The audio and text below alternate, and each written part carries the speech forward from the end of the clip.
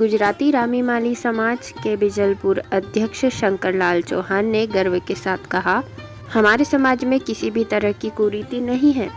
अब पूरा समाज बिजलपुर में एक भव्य श्री राम मंदिर जो काफी प्राचीन है उसे नवीन रूप प्रदान कर रहा है। सभी नागरिकों, समाजजनों, कार्यकर्ताओं में एक ही नाम गूंज रहा है, प्रभु राम जी का मंदिर बनेगा धूमधाम से।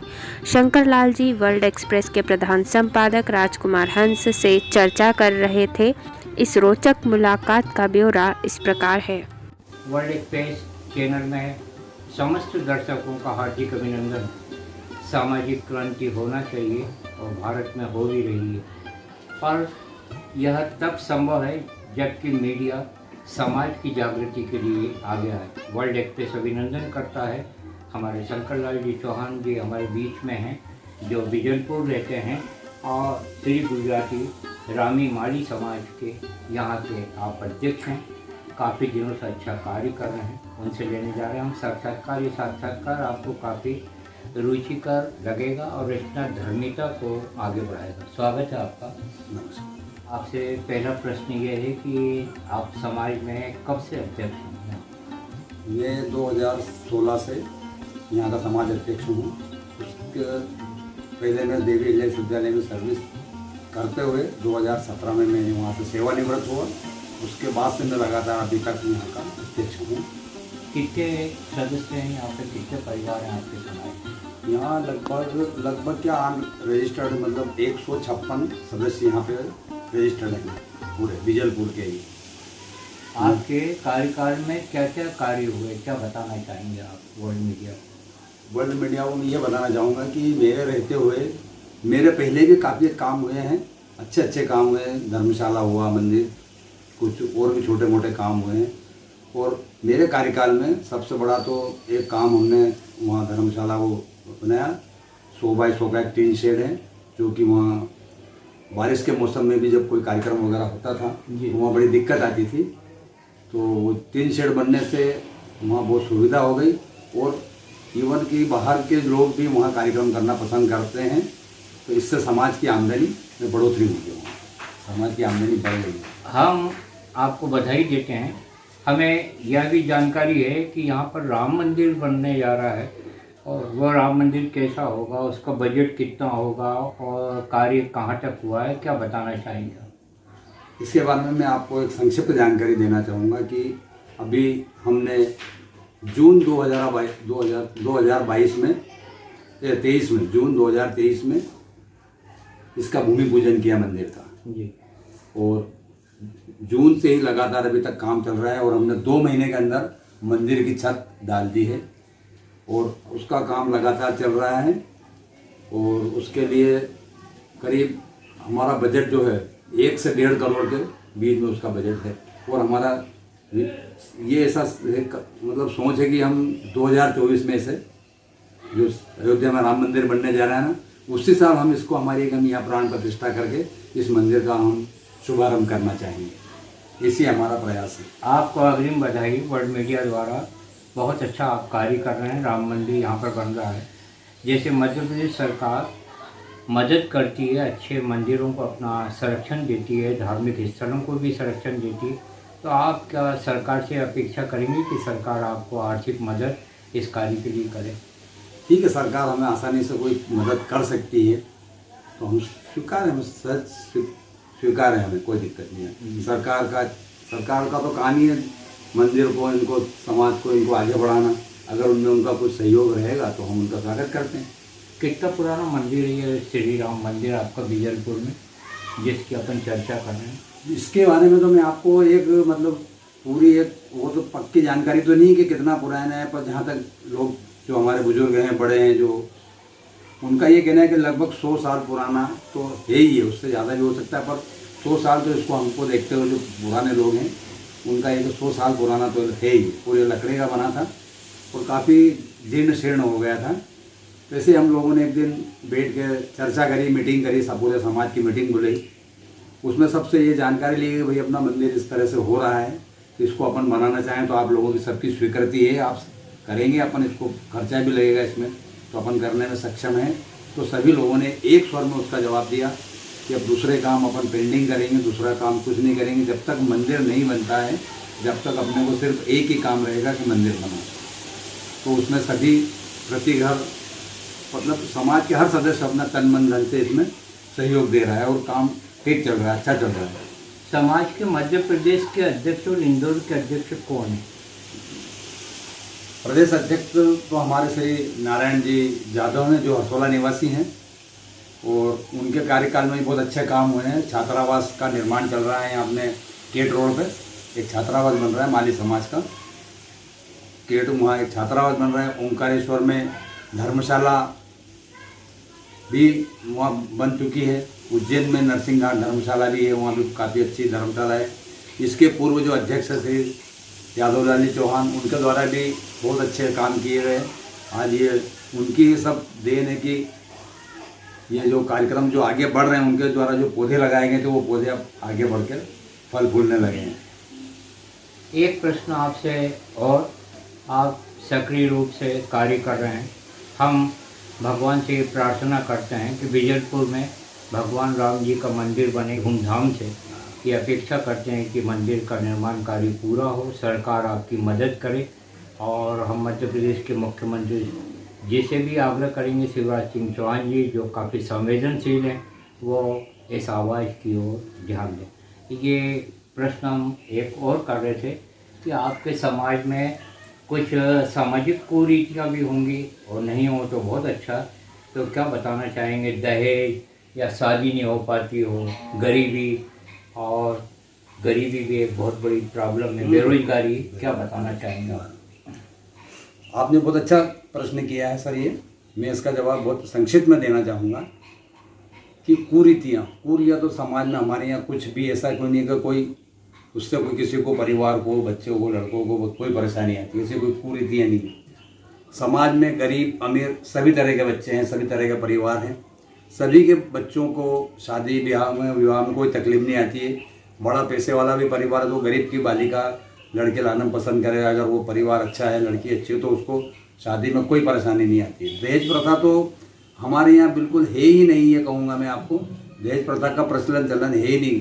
जो स्वेच्छा से आपने दे दिया बच्चे की शादी में, अपने मन मर्जी से जो मिल गया, उसमें वो वर वधू वाले दोनों पक्ष खुश रहते हैं। और शादियाँ भी बड़ी ज़्यादा इतनी बड़ी खर्चीली नहीं होती हैं। या तो आप सामूहिक विवाह भी होते हैं हमारे इसमें, अगर कोई सक्षम नहीं है तो सामूहिक विवाह 2 जगह होता है, 2-3 जगह होता है। वहाँ जाके अपने बच्चे लड़कों की शादी कर सकते हैं वो।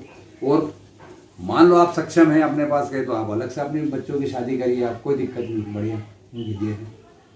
बहुत प्रेरणादायी बात आपने बताई। हर समाज को एक अच्छा ही ग्रहण करना चाहिए कि आपके समाज में किसी भी प्रकार की सामाजिक कुरीति नहीं है, और वास्तव में होना भी नहीं चाहिए। आप आपके परिवार के बारे में, माता पिता के बारे में और अपने भैया के बारे में क्या बताना चाहेंगे, जो कि एक अच्छे लेखक हैं? बहुत बढ़िया। माता पिता की बदौलत ही आज हम इस पद पे हैं, यहाँ तक पहुँचे हैं। उनकी प्रेरणा, उनके संस्कार, उनकी मेहनत उन्होंने करके आज हम तीनों चारों भाइयों को आज इस स्थिति में लाए हैं।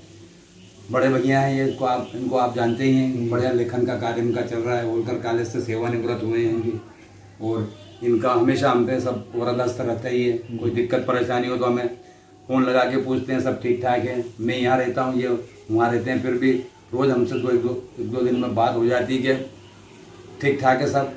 फिर मेरे से बड़े भैया एक और हैं, सत्यनारायण जी चौहान, वो भी उन्होंने वहाँ चले गए, तो उनका बालक खनिज अधिकारी है अभी इंदौर जिले में जी हैं। और मैं तीसरा नंबर हूँ। मेरे 2 बेटे हैं, एक ने MBA करा है और दूसरा है तो थोड़ा प्रॉपर्टी वगैरह का काम करता है। एक छोटा भाई और है, उसके 3 बालक हैं। तीनों अच्छे शिक्षा प्राप्त करके अपने अच्छे काम में पद पे सॉफ्टवेयर इंजीनियर बन गए हैं। 2 बच्चे एक बैंक में हैं, और ईश्वर की कृपा से हमारा भरा पूरा परिवार अच्छा मिलनसारिता और प्रेम से हमारा जीवन व्यतीत हो रहा है। बहुत अभिनंदन, आपके परिवार का एक संयुक्त परिवार है और बहुत अच्छा कार्य आप कर रहे हैं। समाज को क्या संदेश देना चाहेंगे, अपने समाज को? समाज को तो मेरा एक ही संदेश है कि समाज में एकता रहेगी, संगठन मजबूत रहेगा, कोई व्यसन नहीं रहेगा, कोई गलत उसमें सोसाइटी में बच्चे नहीं जाएंगे। माता पिता अपने बच्चों का अभी विशेषकर अभी ध्यान रखना बहुत ज़रूरी है, क्योंकि इस बार जो ये सोशल मीडिया जो आया है इसकी वजह से बच्चे लोग बहुत जल्दी बिगड़ जाते हैं, कुछ व्यसन कर लेते हैं, कहीं गलत उसमें ट्रैफिकिंग हो जाती है उनकी, या किसी उसमें चले जाते हैं। उसके अलावा आजकल जो लड़के लड़कियों को अपना मोबाइल दे रहे हैं माता पिता, ये भी थोड़ा सा उन पर कंट्रोल होना चाहिए कि भाई मोबाइल तो इसके पास है, तो इसका यूज़ क्या कर रहे हैं, दिन भर इसका शिक्षा में पढ़ाई के लिए कर रहे हैं या कोई दूसरा काम कर रहे हैं, तो उस पर थोड़ा सा हमें कंट्रोल करना पड़ेगा। और विशेषकर में छोटे जो बच्चे हैं, अभी देख रहे हैं हमारे घर के ही बच्चे, अब जैसे हम बाहर से आए उधर से हमारा फ़ोन छीन लेंगे और उसका ये है कि बस गेम चला रहे हैं, मतलब ये समझो कि घंटों तक वो उसको चलाते रहते हैं। तो ये क्या है कि इनको एक मेनिया टाइप हो गया बच्चों को। तो अपने को इसको चाहिए कि अपन इसको हर माता पिता से मैं ये अनुरोध करूँगा कि बच्चों को एक टाइम फिक्स कर दे कि आपको 1 घंटा आधा घंटा आपको मोबाइल मिलेगा, उसके अलावा आप खेलो कूदो। इसके चक्कर में, मोबाइल के चक्कर में बच्चों ने बाहर निकलना, खेलना कूदना सब बंद कर दिया है। तो मेरा आपसे आपके चैनल के माध्यम से संदेश जाएगा तो बड़ा अच्छा लगेगा। और ये बढ़िया सभी लोग इसको, मैं कहता हूँ कि सभी माता पिता को अपने बच्चों के बारे में ये सोचना चाहिए कि बच्चों को आगे बढ़ाना है। तो जो थोड़ा सा एक लत है, ये एक आदत है बच्चों की गलती नहीं, बच्चों का तो मन वैसे ही रहता है कि वो जो उनको अच्छा लगेगा वही करेंगे। और थोड़ा सा माता पिता को इस पर ध्यान रखना चाहिए कि थोड़ा सा उस पर कंट्रोल करें। इस समय साहित्यकार नंदकिशोर चौहान जी, जिनको कि आप वर्ल्ड एक्सप्रेस चैनल में रोजाना देख रहे हैं, और इनकी कथाओं ने धूम मचा रखी, मालवी कथाओं ने, उनके अनुज का यह साक्षात्कार आपको काफ़ी अच्छा लगेगा। और एक सवाल हमारी पास में वर्ल्ड मीडिया की ओर आया है, वो सवाल हम आपसे कर रहे हैं, और वो सवाल किया है वरिष्ठ पत्रकार निधि शर्मा ने कि आप बिजलपुर आपकी कर्म भूमि रही और है, तो इसकी महिमा में, बिजलपुर की महिमा में क्या बताना चाहिए? बिजलपुर बहुत ही अच्छा गांव है साहब। जो एक बार यहाँ रहता है, कहीं चला जाएगा, मान लो कोई बाहर से भी आदमी आया, जैसे इंदौर का अपन सोचेगा इंदौर में जो आ गया वो इंदौर का ही होकर रह गया।